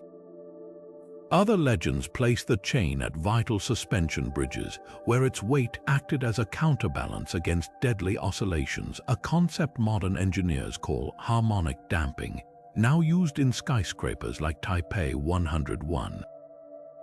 Yet the chain's true genius may have been metallurgical. Gold, though soft, becomes remarkably resilient when alloyed with trace amounts of copper, a technique the Inca mastered as seen in their surviving artifacts. Researchers hypothesize that the chain's alleged flexibility could have come from alternating link designs, some solid for strength, others hollow to shift dynamically under stress. Recent scans of bridge anchor points at the Apurimac Canyon reveal unusual wear patterns consistent with something far heavier than ropes, grooves that match descriptions of the chain's alleged docking mechanism. What happened to this engineering marvel? The Spanish, ever hungry for gold, reportedly melted it down within years of capturing Cusco, but Quechua elders insist only fragments were destroyed. They speak of the chain being disassembled and hidden in sacred caves, its links dispersed like a scattered prayer waiting to be rejoined. Some claim modern treasure hunters have found solitary golden links in remote highland rivers, each one eerily uniform in size, as if waiting to reconnect with their lost brethren. Whether myth or lost technology, the golden chain embodies a recurring theme in Inca engineering: their ability to transform even the most precious materials into tools of breathtaking functionality. Unlike other cultures that hoarded gold as ornament, the Inca wielded it as both spiritual conduit and structural innovation, proof that their greatest treasures weren't just objects of worship, but woven into the very fabric of their empire's resilience. Carved into a single 200-ton boulder in Peru's Apurimac region, the Sacsayhuaman monolith doesn't just depict a landscape, it engineers one in miniature. Imagine stumbling upon a rock the size of a small house, its surface transformed into an intricate topographic map, terraced fields cascading down slopes, irrigation channels splitting like veins, and staircases so precise you could balance a grain of quinoa on each step. This isn't abstract art, it's a three-dimensional puzzle that has archaeologists debating whether they're looking at a teaching tool, a sacred offering, or the ancient equivalent of an architect's scale model. What makes the monolith extraordinary is its sheer hydrological complexity. Over 60 carved channels weave across the stone, some no wider than a finger, connecting reservoirs, waterfalls, and even spiral-shaped depressions that mirror natural whirlpools. Modern engineers testing these tiny waterways discovered something astonishing. When water is poured into the system, it follows the exact path of least resistance, filling basins in a sequence that prevents overflow, a self-regulating design that mirrors the Incas' full-scale agricultural systems. The monoliths' terraces, too, are more than decorative. Their angles match those of real Andean farms, demonstrating how to maximize sunlight exposure and minimize erosion on steep slopes. Theories about its purpose span the practical to the mystical. Some researchers argue it was a prototype for massive projects, a kind of stone sketchpad where engineers tested water flow before carving mountainsides. Others point to its location near a sacred spring, suggesting it was a cosmological map where water rituals mirrored the movements of celestial bodies. Then there's the most intriguing detail. Certain channels align with constellations visible during the rainy season, hinting that the monolith might have been both an agricultural manual and an astronomical calendar. But the real mystery lies in the tools used to create it. The andesite rock is harder than bronze, yet the carvings show no chisel marks, just smooth, polished grooves that suggest the artisans used abrasives or even plant-based acids to soften the stone.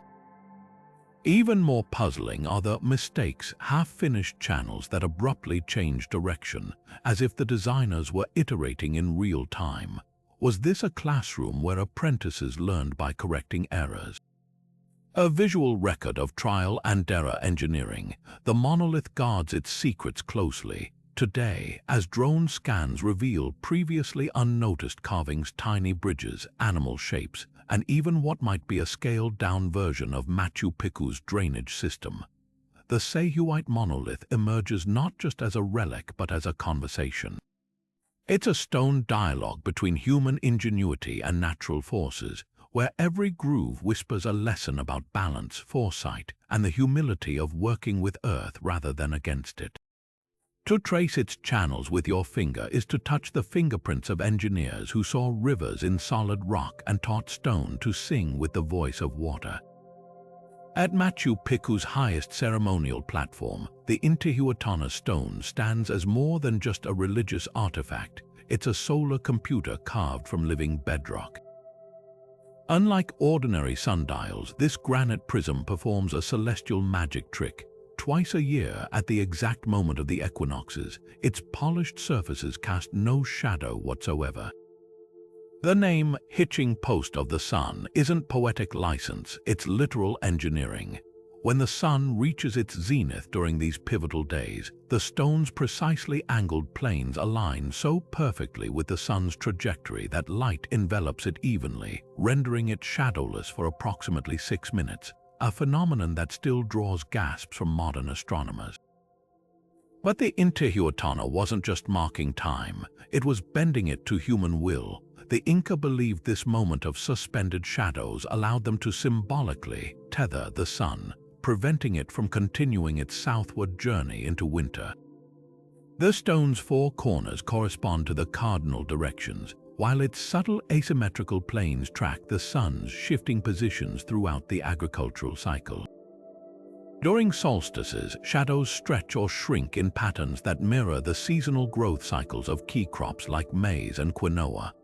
Modern laser scans revealed grooves along its edges that divide these shadows into precise intervals, effectively creating a stone calendar accurate to within 3 days of our modern Gregorian system. What's truly revolutionary is how the Inca accounts for Machu Picchu's unique geography. Unlike flatland sundials, this high-altitude clock compensates for atmospheric refraction, the bending of sunlight through thin mountain air. Its top surface tilts at 13 degrees, an angle that corrected for this distortion long before European scientists understood the concept. Researchers using 3D modeling discovered something even more startling. The stone's shadow patterns align with terraces in the valley below, acting as a farming almanac. When shadows touched certain notches, farmers knew it was time to plant, harvest, or conduct rituals to appease weather deities, the most haunting detail. Spanish conquistadors systematically destroyed every Intihuatana they found except this one. Hidden atop Machu Picchu's remote peak, it survived untouched until its rediscovery in 1911.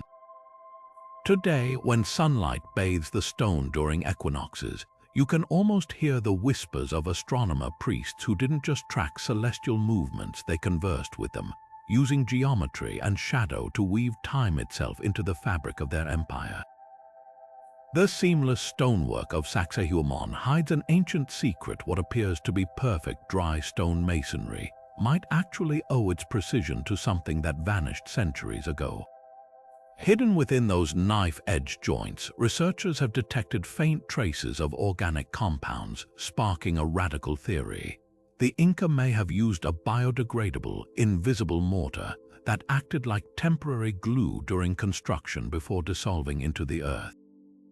Imagine a plant-based paste that held 100-ton blocks in perfect alignment, just long enough for gravity to lock them into place, then quietly decomposed to leave the illusion of impossible craftsmanship. This isn't just speculation. Archaeologists have found microscopic residues of polysaccharides, complex sugars, in joints at multiple Inca sites. When analyzed, these residues match the chemical fingerprints of Andean tubers like manioc and potatoes, which contain natural adhesives when boiled into a viscous gel. Some grooves in unfinished stones also show where patterns suggesting workers slid blocks along lubricated tracks, perhaps smeared with this same plant slurry to reduce friction. The most compelling evidence comes from Ollantaytambo's abandoned monoliths, where certain joints exhibit a curious halo effect, discolored stone where a substance appears to have seeped out before evaporating. But how would this temporary mortar work in practice? Modern experiments using traditional Quechua recipes provide clues. When mixed with volcanic ash and saliva enzymes, certain root starches form a putty-like adhesive strong enough to hold multi-ton stones for weeks, yet brittle enough to crumble under sustained pressure. This would allow builders to fine-tune placements with shims and wedges, then let the mortar degrade naturally as the stones settled into their final positions. The process might explain those mysteriously smooth contact surfaces between blocks. Instead of endless trial and error grinding, the plant paste could have filled microscopic gaps like liquid sandpaper, wearing down high points until the fit was perfect. The genius of this system lies in its impermanence. Unlike medieval European builders who relied on lime mortar that cracked over time, the Inca's biodegradable solution eliminated weak points. Once the organic binder dissolved, earthquakes would stress the stone-to-stone contacts directly, allowing the precisely cut joints to redistribute forces dynamically. Spanish chronicles hint at this technology when describing how Inca masons made stones drink, before fitting them, a phrase modern researchers now suspect refers to applying liquid adhesives. Perhaps the most tantalizing discovery came from analyzing the famous 12-angled stone in Cusco. Laser scans revealed subsurface crystallization patterns consistent with repeated wet-dry cycles, as if a water-soluble adhesive had penetrated the porous rock before evaporating. This might explain how the Inca achieved such flawless fits on irregular surfaces. Their mortar wasn't just glue, but a leveling agent that filled imperfections like self-healing concrete. Today, as researchers experiment with recreating this vanishing mortar using ancestral techniques, the implications stretch beyond archaeology. Modern engineers are exploring similar bioadhesives for earthquake-resistant construction, materials strong enough to hold during assembly but designed to fail gracefully, letting structures flex rather than fracture. The Inca's invisible mortar might have been their ultimate illusion, a technological crutch so cleverly disguised it fooled us for 5 centuries into believing they never needed one at all. Stand before those perfect joints now, And you're not just seeing masterful stonemasonry, you're witnessing the ghost of a technology that erased its own traces, leaving behind only whispers in chemistry and the enduring defiance of time. Deep in the steamy jungles of Vilcabamba, where vines strangle forgotten temples and roots pry apart stonework, lies the ghost of an aquatic marvel. Spanish chroniclers who stormed this last Inca stronghold wrote of rivers tamed to sing indoors and baths where water obeyed like trained servants, descriptions modern archaeologists once dismissed as conquistador hyperbole. Then in 2018, laser scans pierced the dense canopy, revealing a grid of subterranean channels so precisely engineered they could have been laid yesterday. These weren't just pipes, they were liquid logic carved in stone, a hydraulic network that turned the entire city into a water-powered instrument. The key to Vilcabamba's lost hydraulics lies in its elevation. Built on a natural saddle between two rivers, the city leveraged gravity with ruthless efficiency. Spanish accounts describe ceremonial plazas where fountains pulsed in sync with drumbeats, their flow varying rhythmically throughout rituals. Recent excavations uncovered the mechanism, sluice gates disguised as stone carvings of serpents, their movable jaws controlled by hidden levers.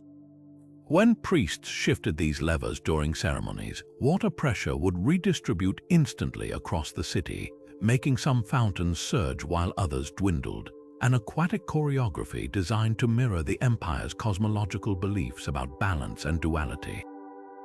Most astonishing are the baths. Unlike Roman-style plunge pools, Vilcabamba's bathing complexes were temperature regulated through an ingenious stacking system. Cold mountain springs entered at the lowest tier, while hot water from thermal vents 2 miles away circulated through upper chambers via terracotta pipes insulated with volcanic pumice. The Spanish marveled at how nobles could adjust mix ratios using stone dials, creating custom thermal blends. Archaeologists found traces of these dials, andesite discs with spiral grooves that regulated inflow like ancient shower knobs. The real stroke of genius, overflow channels routed used bathwater to terraces downhill, where minerals nourished medicinal herb gardens. Yet the piece de resistance was the Weeping Wall, a towering stone facade described in conquest diaries as a cliff that shed tears on command. Ground-penetrating radar has since revealed its secret: hundreds of hairline channels carved into the rock face, fed by a hidden reservoir. When attendants pulled a rope system, remnants of which were found in 2022, water would ooze uniformly across the entire surface, creating a shimmering curtain. Scholars now believe this wall served as both cooling system and sacred theater during lunar eclipses. Moonlight refracting through the water veil projected undulating patterns onto the plaza below, simulating the Quechua legend of the moon goddess weeping. What makes Vilcabamba's waterworks truly revolutionary is their resilience. While modern pipes clog and crack, these stone channels incorporated self-cleaning features. Periodic ramps accelerated water flow to scour debris, while strategically placed pits trapped sediment. The system even had fail-safes. During scans, researchers discovered an auxiliary channel hidden beneath the primary network, ready to reroute water if the main line failed. As the jungle slowly reclaims Vilcabamba, its hydraulic whispers grow fainter. But when the rainy season swells the buried channels, something magical happens. Water begins tracing the ancient pathways on its own, spilling from long dry fountains and filling baths abandoned 5 centuries ago. It's as if the city itself remembers the hands that taught water to dance, and for a few fleeting weeks each year, those lessons briefly come alive again. The Andes weren't just staircases carved into mountains, they were climate dials turned by stone hands. Imagine standing on a single slope in the sacred valley, where the air thins and temperatures swing wildly, yet within arm's reach, one terrace drips with humidity perfect for tropical coca leaves, while the next grows frost-resistant potatoes as if separated by miles, not meters. This wasn't luck, it was agricultural alchemy. The Inca didn't just adapt to elevation, they hacked it, engineering microclimates so precise, modern agronomists still measure their fields with the same awe as a chef studying a Michelin-starred recipe. At the heart of this genius lay the terrace's geometry. Each retaining wall was angled to soak up sunlight like a thermal battery, radiating heat back to crops during frigid Andean nights. But the real magic happened underground. Dig beneath these stepped gardens and you'd find a layered sandwich of gravel, clay, and organic matter, each stratum playing a role. The gravel acted like a drainage colander, preventing waterlogged roots during downpours, while the clay beneath held moisture like a sponge, releasing it during droughts. In some terraces, archaeologists have found charred remains of quinoa stalks mixed into the soil, a deliberate technique to boost carbon content and regulate acidity for different crops. The Inca took this further by tailoring terrace orientation to each slope's personality. North-facing Andes captured maximum sun for heat-loving crops like maize, their walls painted with dark minerals to absorb extra warmth. South-facing ones, shaded and cool, mimicked higher altitudes, allowing farmers to store cold weather varieties like aluco tubers at lower elevations. At Moray, the crater-like depressions took this logic to extremes. Their concentric circles created temperature gradients equivalent to traveling over 2,000 vertical feet, all within a few paces. Modern studies show the deepest terraces at Moray average 15 degrees Fahrenheit cooler than the upper rings, a built-in climate lab where the Inca could test crop resilience without stepping outside the valley. Water played its part too. Channels woven through terrace networks didn't just irrigate, they moderated. By adjusting flow rates, farmers could mimic Amazonian humidity for coca or desert-like aridity for certain beans. At Tipón, engineers designed spillways that let water cascade down steps, oxygenating it and raising the ambient temperature slightly, just enough to extend growing seasons. The result, a single mountainside could yield crops from ecosystems separated by thousands of miles in nature, all blooming in orchestrated harmony. Today, as climate change stresses global agriculture, these ancient techniques are experiencing a renaissance. Peruvian farmers reviving Andes report yields up to 3 times higher than conventional plots during droughts. NASA has studied their thermal mass principles for potential Mars habitats, while Himalayan villages now replicate Inca drainage layers to combat erratic monsoons. Yet perhaps the most poignant lesson lies in the terrace's longevity. Modern farms relying on synthetic fertilizers see soil degrade within decades. The Andes, after 6 centuries, remain fertile. They stand as quiet proof that the greatest agricultural technology isn't chemicals or gadgets, but the wisdom to listen to a landscape, then teach it to sing in many voices at once. The Inca didn't just build with stone, they communed with it. To them, the veins of andesite running through the Andes weren't inert material. They were the bones of Pachamama, the Earth Mother, pulsing with a life force as vital as blood. This wasn't poetry, it was engineering theology, the same reverence modern architects might reserve for load-bearing steel beams. The Inca granted to boulders, believing each one housed a huaca, a sacred spirit that could either resist or reward human hands. Their greatest structures weren't imposed upon the land, they emerged through negotiation, as if the stones themselves consented to be reshaped. This philosophy reveals itself in the tools they didn't use. Absent were the iron chisels and metal wedges common elsewhere in the ancient world, weapons that would wound the rock. Instead, workers pecked gently with harder stones, tapping rhythms that echoed quarry hymns passed down through generations. At Rumicolca, the great quarry supplying Cusco's temples, unfinished blocks still bear the faintest grooves where masons tested the stone's voice, listening for tonal shifts that signaled internal fractures. The ideal block didn't just meet dimensional specs, it resonated literally and spiritually when struck. Their construction techniques read like a dialogue with geology. Instead of brute force carving, the Inca often exploited natural fissures, prying stones apart along pre-existing fault lines as if following the mountain's own blueprint. At Sacsayhuaman, some megaliths have healing seams where the rock's natural crystalline structure realigned after placement, a process modern geologists call pressure dissolution. To the Inca, this wasn't physics. It was the stone knitting itself together, sealing the bond between chosen neighbors. Even the famous 12-angled stone in Cusco's Hatanrumiok Street whispers this ethos.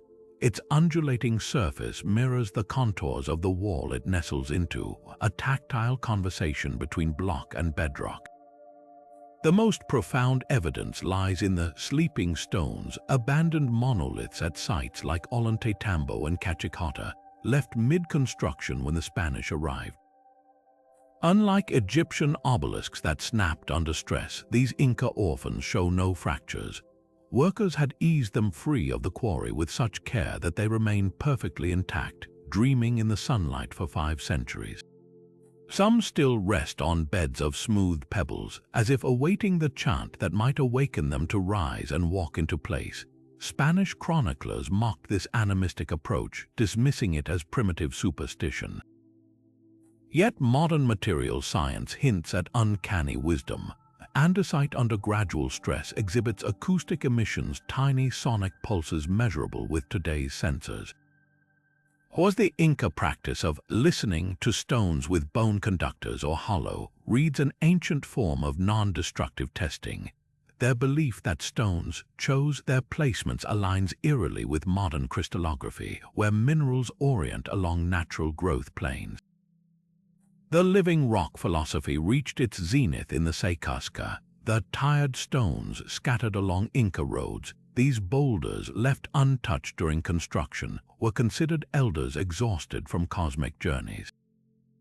Instead of breaking them, engineers curved roads around them, incorporating their bulk into retaining walls or carving seats into their flanks for travelers to rest.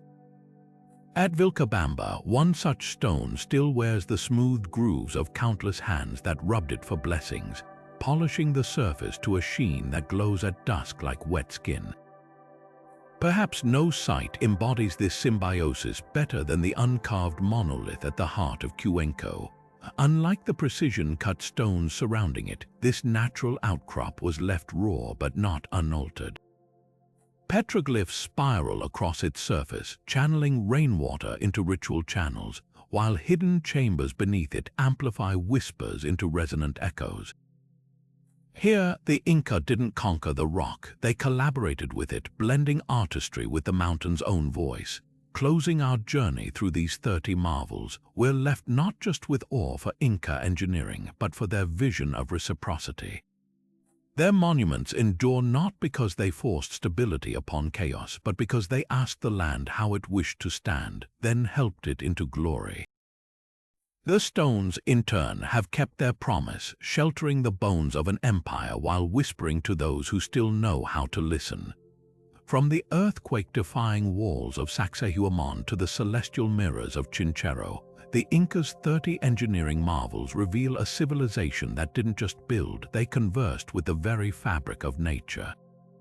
Every stone they placed, every channel they carved, whispered an understanding of physics, astronomy, and ecology that still outstrips modern science in ways both humbling and haunting.